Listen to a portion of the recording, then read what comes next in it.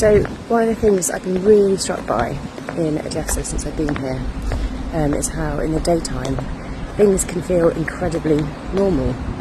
Life's continuing, cafes are open, people are going to work, children are at school.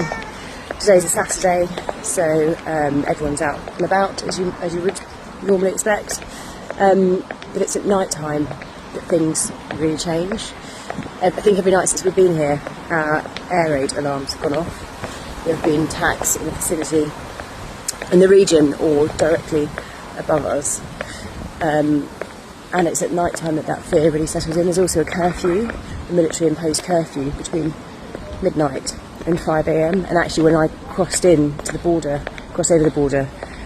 we had to queue outside from Moldova and wait for the borders to open at 5 a.m.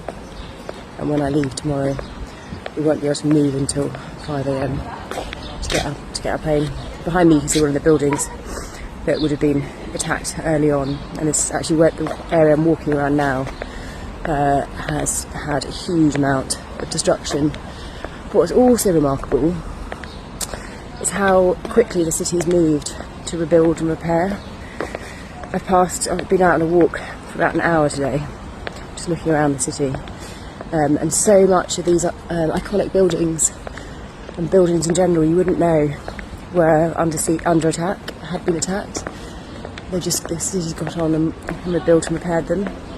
And actually, if I turn around my camera, you can see, I'll turn around my back, over my shoulder here, that green thing there is actually a monument that's been covered up for safety. So underneath that green pile will be the sandbags protecting the monument from more attacks. And this square that I'm just approaching now, where that monument was part of those really early attacks.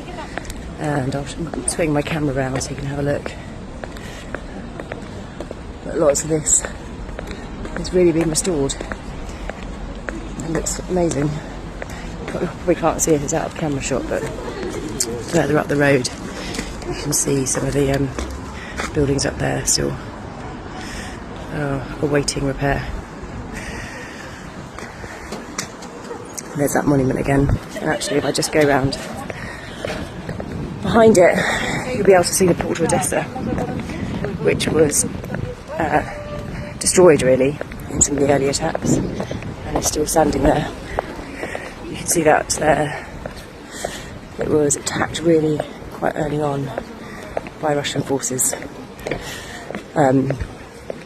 It's quite an eerie symbol of the war here in Odesa.